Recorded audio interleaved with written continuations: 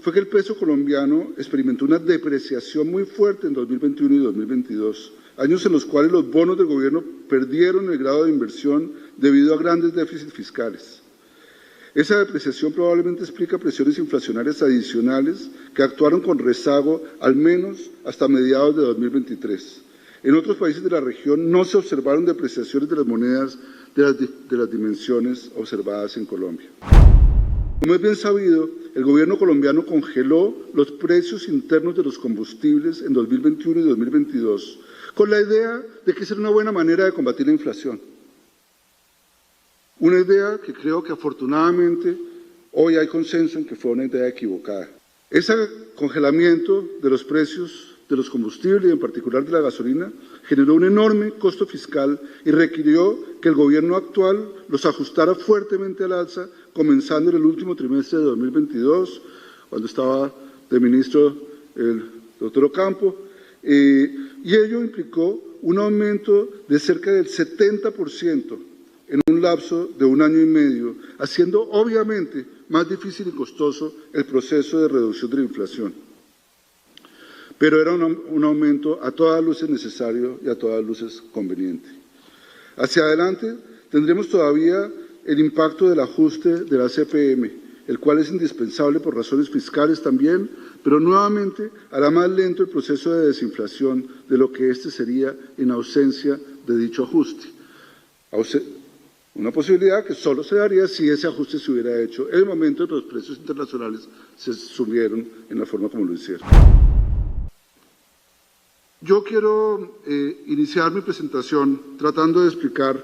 los grandes dilemas que ha enfrentado en los últimos años la política monetaria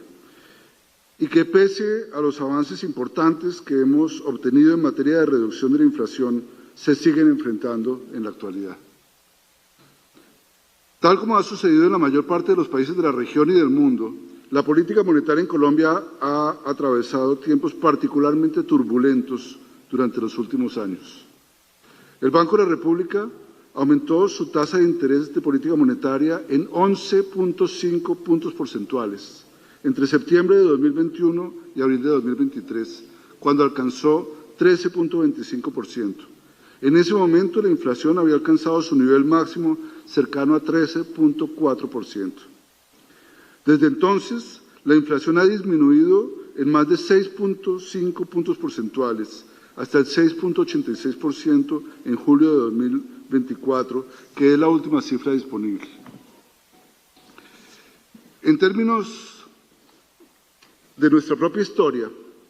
esta reducción de la inflación es una de las más fuertes que hemos observado en los más de 100 años de existencia del Banco de la República para un lapso de menos de año y medio. La inflación básica, por su parte, medida por la inflación del IPC sin alimentos ni regulados, que llegó a 10.5% a mediados de 2023, ha bajado desde entonces en 4.7 puntos porcentuales hasta 5.8% en julio de 2024. La Junta Directiva del Banco de la República mantuvo la tasa de interés de política estable entre abril y diciembre de 2023, cuando empezó un proceso cauteloso de reducción con ajustes a la baja de 25 puntos básicos en las sesiones de Junta de diciembre y enero, que se aceleraron a 50 puntos básicos en cada una de las sesiones de decisión de política subsiguientes que tuvieron lugar en marzo, abril, junio y julio. De esta manera, la tasa de política se ha reducido en 250 puntos básicos y se encuentra en 10.75% en la actualidad. Algunos analistas y personalidades importantes de la discusión pública han abogado por una reducción más acelerada de las tasas. Se trata de una discusión compleja y al respecto creo importante destacar varios puntos. El primero es reconocer que la tasa de interés actual es ciertamente alta y refleja una postura contractiva de la política monetaria, la cual es necesaria para que la inflación siga bajando hacia la meta establecida. Segundo, en la Junta Directiva del Banco de la República hay consenso sobre los beneficios que tendría contar con unas tasas de interés más bajas en la economía colombiana vis a vis las que hoy estamos observando. El tercer punto, que a primera vista puede parecer contrario al anterior,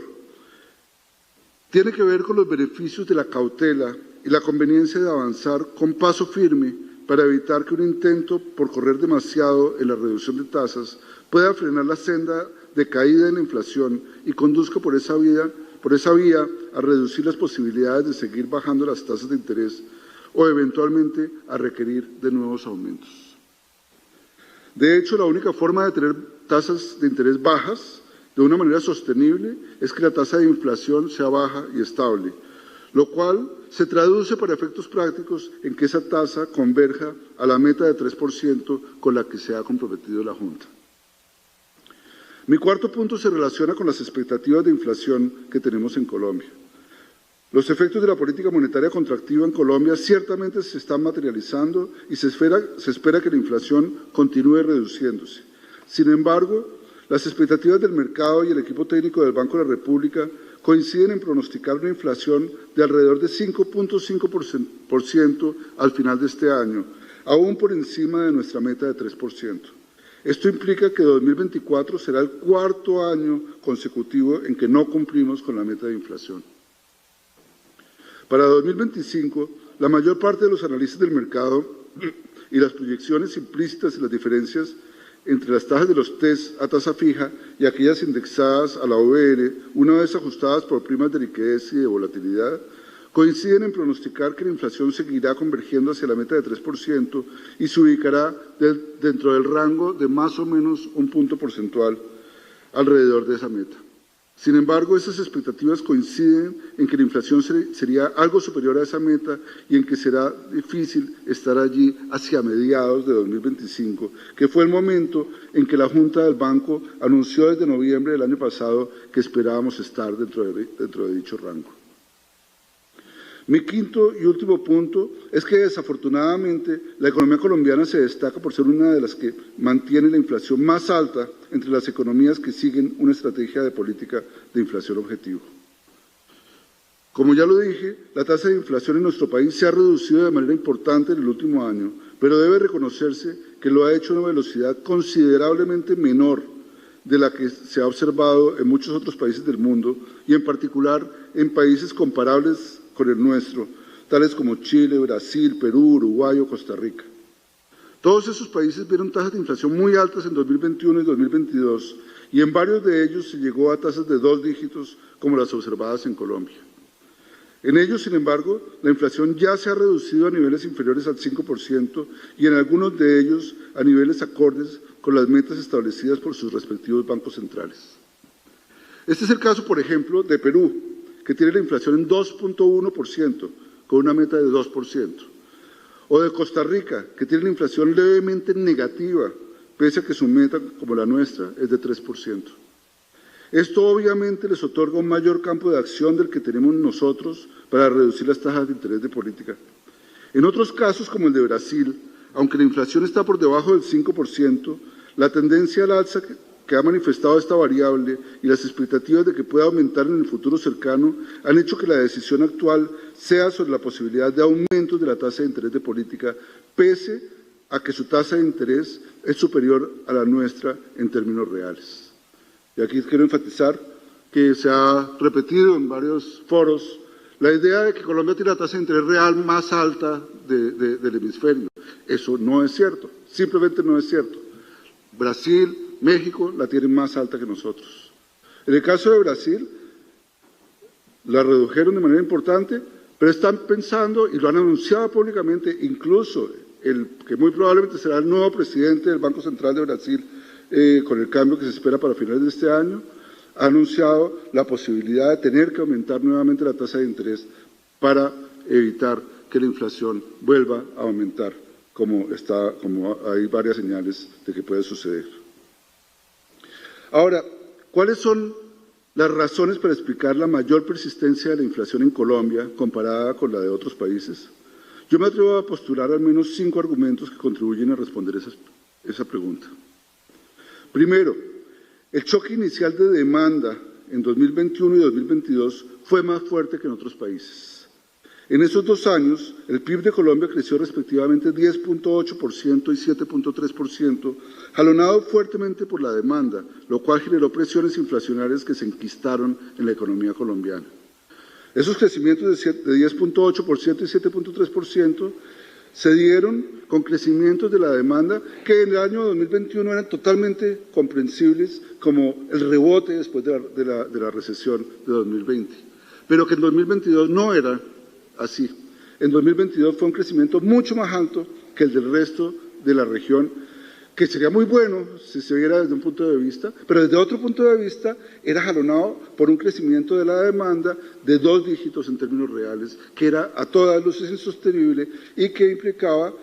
que era necesario responder restringiendo ese crecimiento de la demanda y ajustando la demanda a las capacidades de producción de la economía, porque se estaban generando presiones inflacionarias, a las cuales, por supuesto, también contribuían choques de oferta que estaban sucediendo en Colombia y en el mundo en el mismo momento. Entre ellos, uno muy importante fue que el peso colombiano experimentó una depreciación muy fuerte en 2021 y 2022, años en los cuales los bonos del gobierno perdieron el grado de inversión debido a grandes déficits fiscales. Esa depreciación probablemente explica presiones inflacionarias adicionales que actuaron con rezago al menos hasta mediados de 2023. En otros países de la región no se observaron depreciaciones de las monedas de las dimensiones observadas en Colombia. Tercero, como es bien sabido, el gobierno colombiano congeló los precios internos de los combustibles en 2021 y 2022 con la idea de que esa era una buena manera de combatir la inflación. Una idea que creo que afortunadamente hoy hay consenso en que fue una idea equivocada.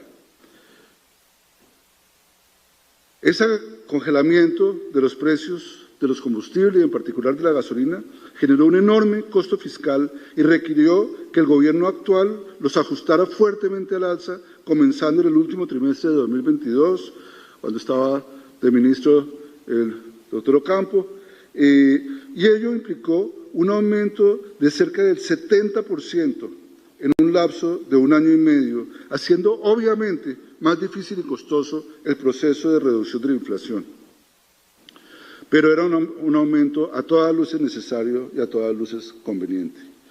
Hacia adelante tendremos todavía el impacto del ajuste de la CPM, el cual es indispensable por razones fiscales también, pero nuevamente hará más lento el proceso de desinflación de lo que este sería en ausencia de dicho ajuste.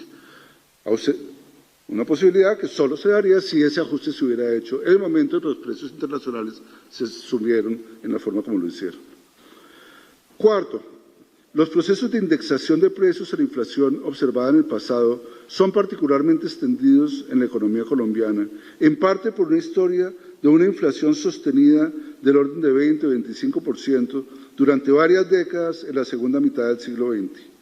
Esa indexación se refleja de manera particularmente fuerte en el comportamiento de los salarios y de los arrendamientos.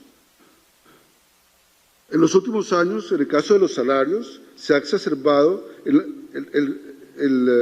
problema de la indexación en la medida en que se ha decretado aumentos en el salario mínimo muy por encima de la inflación observada, creando así presiones inflacionarias adicionales en el mercado laboral. Esto a su vez contribuye a explicar que el ritmo de crecimiento de los precios se mantenga particularmente alto en el sector servicios, en el cual los costos laborales son particularmente relevantes. En el caso de arrendamientos, los procesos de indexación con base en la inflación del año calendario anterior tienen efectos particularmente complejos, teniendo en cuenta que este rubro representa cerca del 28% del producto interno, del 28% del índice de la canasta del índice de precios al consumidor. El hecho es que todavía en julio pasado, las tarifas de arrendamientos muestran ritmos de crecimiento por encima del 8%, que contrastan con la inflación básica que está en 5.8% y con la de bienes diferentes a los alimentos y los regulados que está en solo 1.2%. El quinto y último factor que quiero destacar entre los que generaron presiones al alza de la inflación alta en los últimos años se refiere a los precios relativos de los alimentos, los cuales tuvieron un aumento particularmente fuerte en el caso colombiano desde 2021, en un proceso que solo comenzó a revertirse en la segunda mitad de 2023. Los impactos rezagados de esas presiones se siguen sintiendo actualmente, por ejemplo, en el comportamiento del rubro de comida fuera del hogar, cuyos precios siguen creciendo a ritmos cercanos al 9% en los datos más recientes, en parte también afectados por la relevancia que tiene para ellos, para esos comidas fuera del hogar, los precios en los restaurantes, que tiene para ellos el aumento del salario mínimo. Estos 5 factores que he mencionado ayudan a explicar la lentitud relativa en el proceso de reducción de la inflación colombiana vis a vis otros países, pero no han impedido que se haya avanzado. Afortunadamente, los precios relativos de los alimentos empezaron a bajar desde mediados de 2023 y aunque este rubro ha vuelto a generar presiones al alza de la inflación en los últimos 3 meses, esperamos que esas presiones sean moderadas y de carácter temporal. Por su parte, el comportamiento de la tasa de cambio del peso frente al dólar cambió radicalmente desde finales de 2022, revirtiendo el exceso de depreciación que habíamos observado en el periodo previo. Hoy en día, si miramos la depreciación del peso colombiano con respecto a la que teníamos a comienzos del 2021, encontramos que esa depreciación es similar a la que tuvieron las monedas de nuestros países pares de la región. Vale la pena notar, además, que el nivel de la tasa de cambio real que tenemos actualmente es similar al que teníamos en el periodo 2015-2019, antes de la pandemia, aunque ciertamente es más alto, más depreciado el peso del que teníamos entre 2005 y 2015, antes de la gran caída en el precio del petróleo del último de los años mencionados, o sea, 2015. No sobra recordar, además, que la relativa apreciación del peso frente al dólar y frente a otras monedas de la región en el periodo más reciente, desde finales de 2022, ha sido posible sin necesidad de ventas de divisas por parte del Banco de la República. Por el contrario, el banco ha mantenido la política de dejar flotar libremente la tasa de cambio y a lo largo del presente año de 2024 ha acumulado divisas mediante el sistema de subastas de opciones put de divisas que nos ha permitido comprar hasta la fecha 1.135 millones de dólares y alcanzar un acumulado de reservas internacionales que hoy se acerca a 62.000 millones de dólares. Pero el ajuste más importante que hemos tenido en el periodo reciente es el del exceso de demanda que observábamos en 2022 y que no solo se reflejaba en presiones inflacionarias, sino también en un déficit en la cuenta corriente de la balanza de pagos que ese año llegó a ser del orden de 6.2% del PIB, uno de los más altos de la historia de Colombia, que hacía muy vulnerable la economía a cambios en las condiciones financieras internacionales. Debe recordarse que ese déficit indica las necesidades de financiamiento del país y refleja el exceso de gasto que hacen los colombianos con respecto a lo que se produce en el país. El ajuste de la demanda agregada que hemos tenido en los 2 últimos años ha permitido que dicho déficit baje del 6.2% del PIB que ya mencioné en 2022 a 2.5% del PIB en 2023 y que se mantendría en 2024 alrededor de 2.8% del PIB. La última cifra que conocemos, que la del primer trimestre, fue 1.9%, pero en parte, como veremos ahora con la recuperación que está teniendo la economía, probablemente aumente y se ubique alrededor de 2.8% del PIB para el conjunto del año. Esto es niveles inferiores a la mitad de lo que teníamos hace 2 años. Con respecto a la actividad económica, el impacto negativo de corto plazo del proceso de ajuste que se ha adelantado ha sido significativo. Desafortunadamente, ese es un costo inevitable de una política contractiva que se hace necesaria para bajar la inflación y moderar desequilibrios macroeconómicos. Ello ha sucedido en la mayor parte de los países del mundo y la enseñanza que debemos extraer de allí no es decir que no se puede tomar una política monetaria contractiva. Eso se ha hecho en varios países del mundo. Se ha hecho en Turquía, se ha hecho en Argentina y los resultados están ahí. Creo que no es necesario describirlos. La enseñanza que debemos extraer de allí es precisamente sobre la conveniencia de adelantar políticas encaminadas a garantizar que la inflación se mantenga de manera estable alrededor de la meta y no tenga aumentos cuya reversión resulta tan difícil y tan costosa en términos de crecimiento y empleo. En 2023, el crecimiento del PIB fue de 0.6%, con una fuerte desaceleración con respecto al gran dinamismo de los 2 años anteriores. Ahora, cuando se observan los datos trimestrales del PIB, puede identificarse claramente que el peor momento en términos de crecimiento fue el tercer trimestre de 2023, cuando se observó una tasa de crecimiento negativa. No hubo recesión, como lo dijo Jonathan Malagón, no hubo recesión, fue un trimestre que tuvimos una caída de 0.4%. Pero a partir de allí, las cifras muestran un proceso de recuperación que lo vimos muy claramente en un gráfico que me hubiera ahorrado este párrafo, pero que lo digo en palabras también. El gráfico que mostró Jonathan era muy explícito. Las cifras muestran un proceso de recuperación que se refleja en unas tasas de crecimiento positivas de 0.4% en el cuarto trimestre, después de haber sido negativas en el tercer trimestre del 2023, crecimiento que subió a 1.1% en el primer trimestre de 2024, con cifras ajustadas por efectos calendario. Sin ajustar fue 0.9%. Esa cifra se revisó al alza por parte del DANE en lo que divulgó el DANE hace creo que una o 2 semanas. Y para el segundo trimestre los indicadores divulgados muestran un crecimiento, como lo dijo Jonathan, de 2.1% sin ajustar y de 1.8% cuando se ajusta por efectos calendario. Esta última cifra, el 1.8% ajustado por efectos calendario, es idéntica a la que estaba proyectando el equipo técnico del banco, que se había publicado en el informe de política monetaria divulgado tras la Junta Directiva del mes de julio. Ahora, para el año completo de 2024, la proyección que tiene el equipo técnico del banco también es 1.8%. Esto implica que el crecimiento en el segundo semestre sería superior al del primero, que en promedio fue de 1.5%. Para 2025, el equipo técnico del banco proyecta que el crecimiento seguiría recuperándose, llegando a ritmos superiores al 3% en la segunda mitad de ese año, cuando ya estaríamos con una inflación cercana a la meta y una política monetaria cercana a la neutralidad. Por supuesto, los riesgos en este frente son grandes y será indispensable un monitoreo muy cuidadoso de las nuevas cifras que se vayan conociendo, tanto en el frente de inflación como en el de la actividad productiva. Sobre esta última, existen por supuesto factores de incertidumbre asociados al comportamiento del PIB potencial de largo plazo, el cual no depende de la política monetaria y podría verse afectado por la fuerte contracción de la inversión que hemos visto en el periodo reciente y por la incertidumbre que existe alrededor de las políticas sectoriales en varios frentes.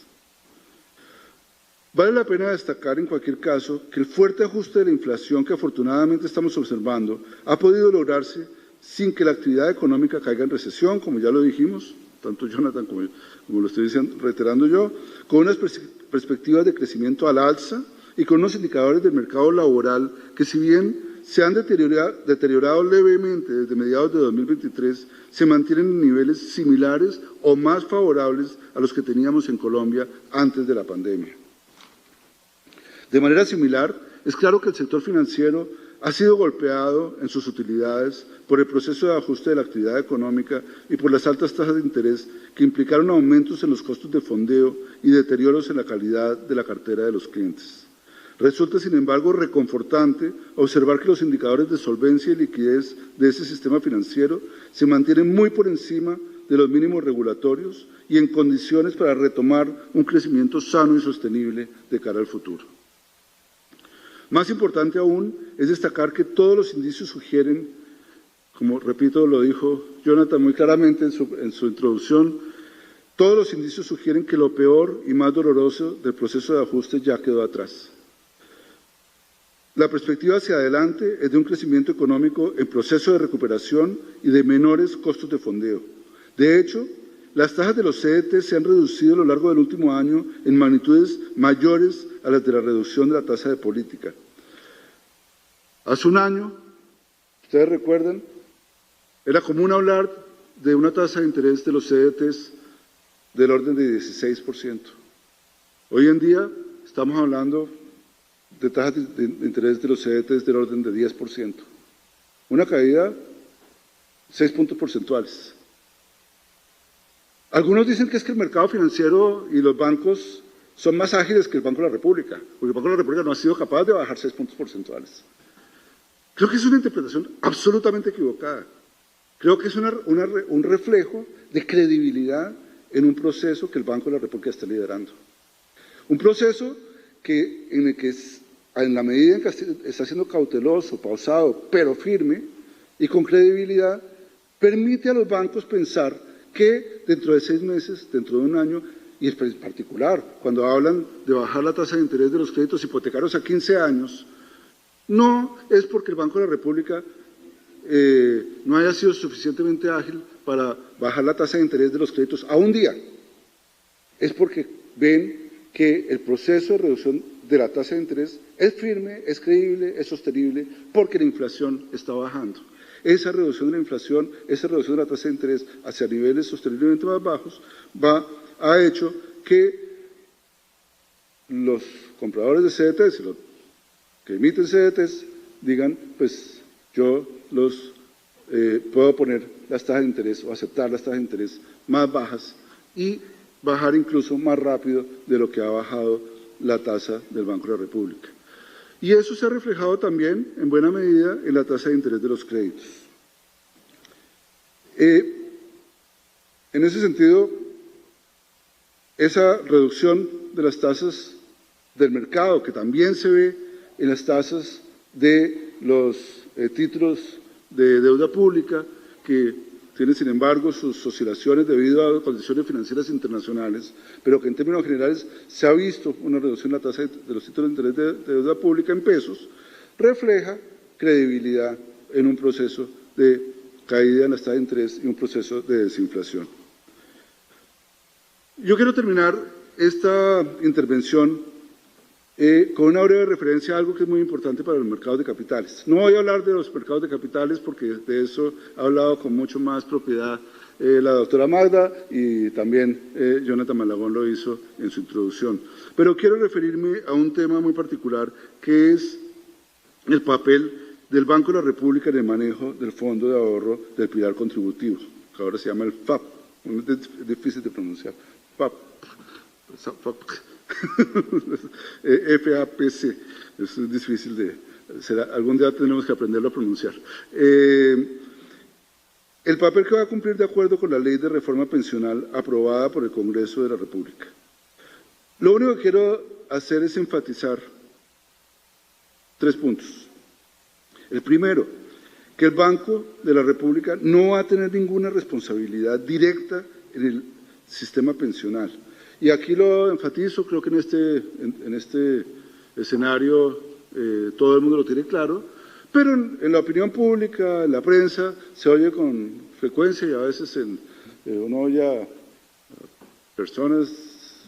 del común, a las tías, diciendo que ahora están tranquilas porque las pensiones se va a poder pagar el Banco de la República. Eso no es cierto. El Banco de la República no va a tener ningún papel ni en el recaudo de cotizaciones ni en el pago de pensiones. El Banco de la República, y es el segundo punto, va a cumplir con una responsabilidad de medio y no de resultado, tal como lo hace hoy, por ejemplo, en el manejo de los recursos del Fondo de Ahorro y Estabilización Petrolera, el FAE. El Banco de la República va a cumplir simplemente un papel de agente fiscal del gobierno. Se trata de administrar los recursos de ahorro del gobierno que surgirán del hecho de que la reforma pensional aumenta las cotizaciones a Colpensiones y reduce durante al menos un par de décadas la necesidad de que el presupuesto nacional cubra los déficits que hoy tiene esa entidad, en montos anuales equivalentes a cerca de 1.5% del PIB. Los recursos que el gobierno dejará de aportar a Colpensiones tras la entrada en vigencia de la reforma pensional serán dirigidos, de acuerdo con la ley, al Fondo de Ahorro del Pilar Contributivo y administrados por parte del Banco de la República y de los administradores de portafolio que el banco contrate para ese efecto. Esos recursos serán canalizados de esa manera hacia el mercado de capitales para generar una rentabilidad que ayude al gobierno a cubrir sus obligaciones, las obligaciones del gobierno de pensiones en el futuro. Por supuesto, el Fondo de Ahorro del Pilar Contributivo que va a administrar el banco va a ser insuficiente para cubrir las obligaciones pensionales de Colpensiones y el propio proyecto de ley estima que hacia 2070 se habrá agotado plenamente ese fondo, con lo cual el gobierno tendrá que volver a aportar recursos para cubrir el déficit correspondiente, tal como lo tiene que hacer en la actualidad. También se ha hecho mucha discusión de la gravedad que tiene que en 2070 se van a acabar los recursos. A muchos de los que plantean esa discusión les recuerdo que eso ya sucedió y sucedió hace 2 décadas o más. Esos recursos ya se acabaron hace un rato. Para eso es una preocupación totalmente válida, como lo era cuando se acabaron hace más de 2 décadas. Pero esa preocupación se resuelve enfrentando el problema de fondo, que es el problema de los parámetros del sistema pensional de ese pilar.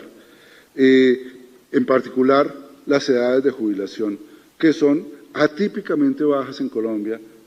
en contraste con el resto de países del mundo, y que son particularmente bajas cuando se tiene en cuenta el dramáticamente acelerado proceso de transición demográfica que estamos enfrentando. Nosotros publicamos hace tal vez una semana un blog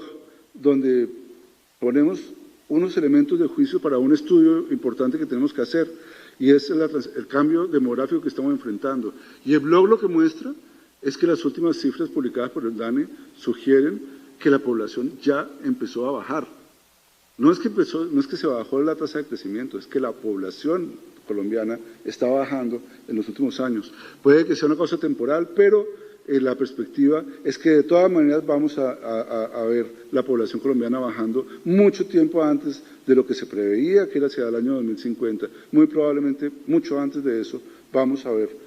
una caída progresiva y sistemática de la población, y eso obviamente nos pone en dilemas muy complejos sobre este tema pensional, pero es un problema que nada tiene que ver con la función que va a cumplir el Banco de la República. Es un problema, una discusión que debe darse y que es importante avanzar en la dirección de corregirlo. Bueno, con estas aclaraciones que, repito, no son simplemente sobre el papel que va a cumplir el Banco de la República, simplemente para decir lo que no va a hacer el Banco de la República, termino agradeciendo nuevamente la oportunidad que me da a su bancaria de participar en este evento y felicitarlos y desearles muchos éxitos en el resto de las discusiones.